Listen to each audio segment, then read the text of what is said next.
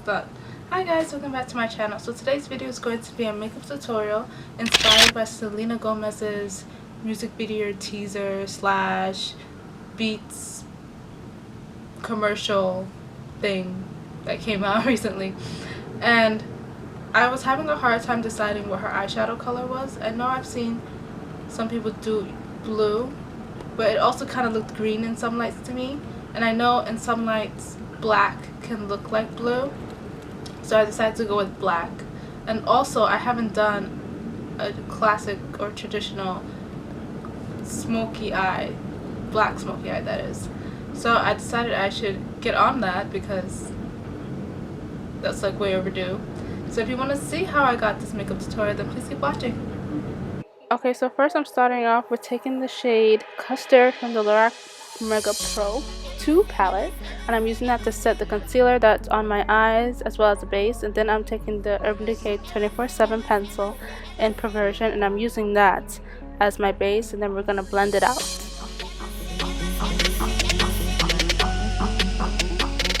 So it's very important to remember not to bring the black too far up. Just keep it on your mobile eyelid below the crease. Otherwise, it's going to look like you have a black eye.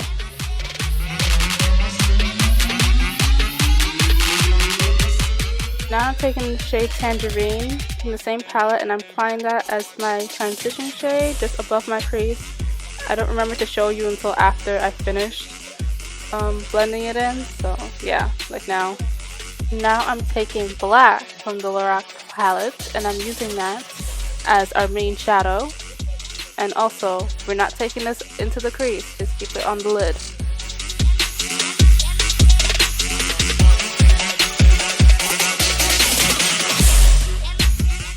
And now I'm taking the shade Burlap, and I'm using that to begin this blending process because it is a process. So take the color that's closest to your skin tone and use that to start blending the shadow out. And now I'm taking Saddle, which is a dark brown, and I'm using that to add to the smokiness of the black without adding more black.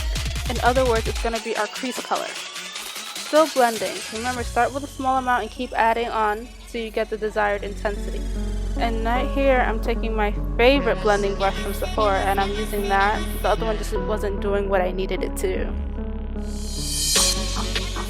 I'm taking the color Sycorax, I think that's how you say it, from this Narsissist palette, because it has a little bit of shimmer in it. I don't want the black to be too matte, and I'm just applying a light layer of that over my eyeshadow.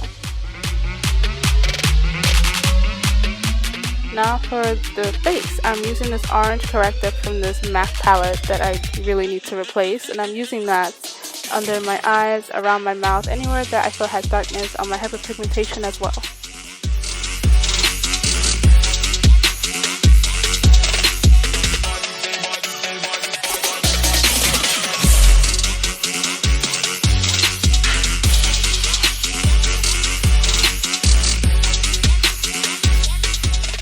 Now I'm using this new foundation I got from Lancome. It's the Teint Idole Ultra 24-Hour in the shade 460 Suede, and I'm just applying that over my face. This feels like the color that I'm always trying to get when I'm mixing my foundations. And I'm using this new Tarte brush I got from that set that I bought in my last haul, and it just blends your foundation in so quickly, and it looks so like airbrushed and flawless. So I'll apply where I think I need more and continue to do that until I get the coverage I want.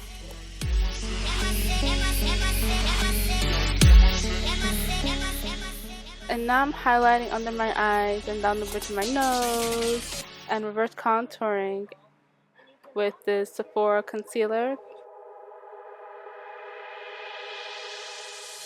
Now I'm using another one of those Tarte brushes, and this blends out my concealer so well. I was actually surprised. I was like doubting it until I started using it just now.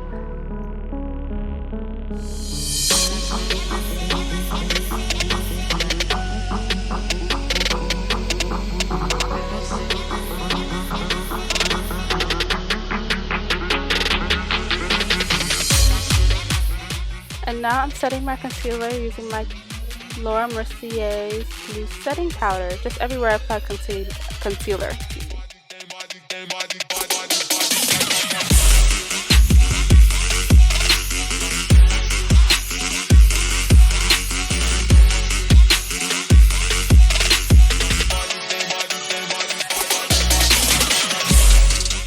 And now I'm setting the rest of my face with this Lancome powder foundation in the shade 460, the same shade as the liquid foundation I use.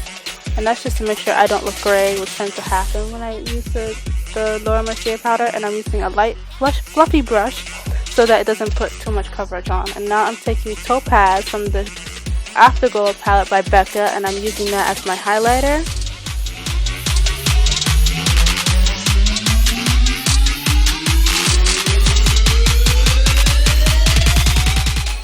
And now I'm using this Laura Big Gelato Swirl blush in the shade Papaya with this brush that's a little too dense. I thought it would be much more, I don't know, lighter since it's dual fiber, but this can probably be used as a foundation brush. And right there I just went over my highlighter with that white haired long, I don't know, flimsy brush. It really put on a good amount of highlighter and made it poppin'. And now I'm taking the black from the Lorac palette again, and I'm using that for my lower lash line, but where I follow it until like the inner third, and then I let it go out a little, like straight, and I don't apply any more towards the inner third because you don't want it too dark, well, I didn't. And now I'm taking this Capuccino lip liner from NYX, and I'm using that to line my lips.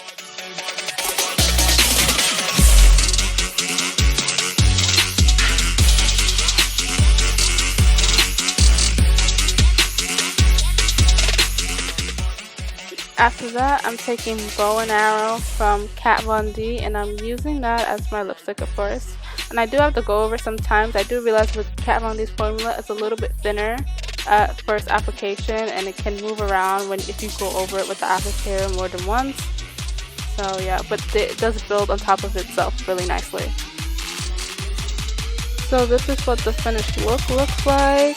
Just kidding, I forgot to apply my mascara. I'm using the Tarte Lights Camera Lashes mascara, and I also applied some false lashes. Now this is the finished look. If you like it, please give it a thumbs up, and if you aren't already, you should follow me on social media and subscribe if you haven't already. I'll see you guys in my next video. Bye! Hey guys, welcome back to my channel. So today's video is going to be another Love It or Leave It. Today we're going to be talking about this Sephora Ombre Obsession palette that I got in the Sephora BIB sale.